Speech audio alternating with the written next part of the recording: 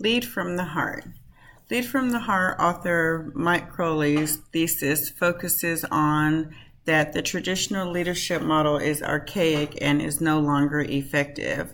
The traditional approach to leadership has not significantly evolved throughout decades. In the business world with employees, it used to be drive profit, not employees, and now there's more of a focus to value employees to drive profit.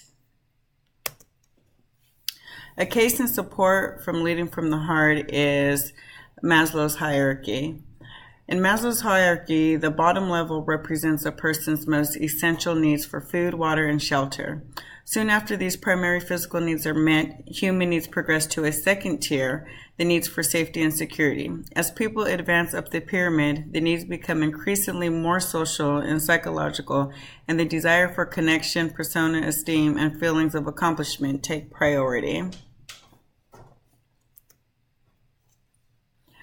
A case against leading from the heart would be, one of the major factors would be a paycheck.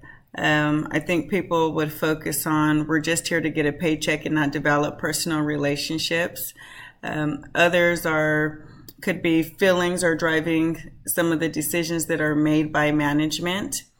Another case against leading from the heart could be the idea that the boss is not my friend and the boss is trying to be my friend, but we're really just here to get the work done. And then it could also demonstrate a lack of control.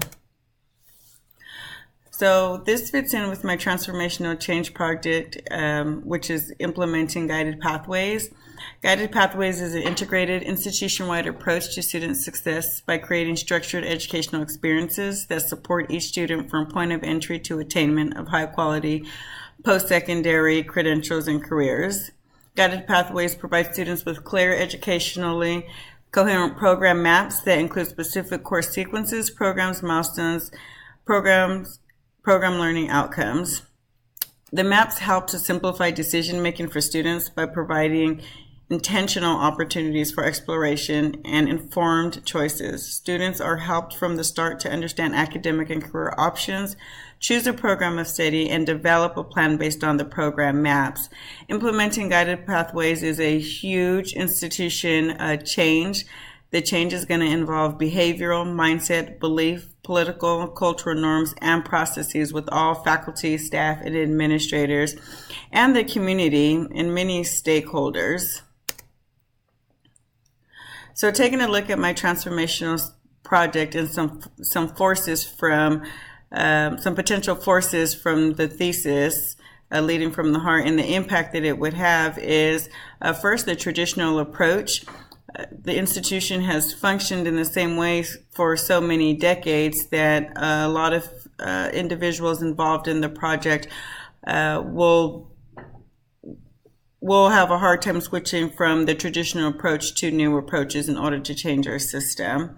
But in doing this, employees also feel the need for a desire for meaning, purpose, and fulfillment at work. So they don't want to feel that this is just another initiative or a novelty or a project or program that we have to do and it's going to go away. They want to feel vested in the project. So actions related to the author's thesis that could develop employee engagement and drive sustainable change for my TCP.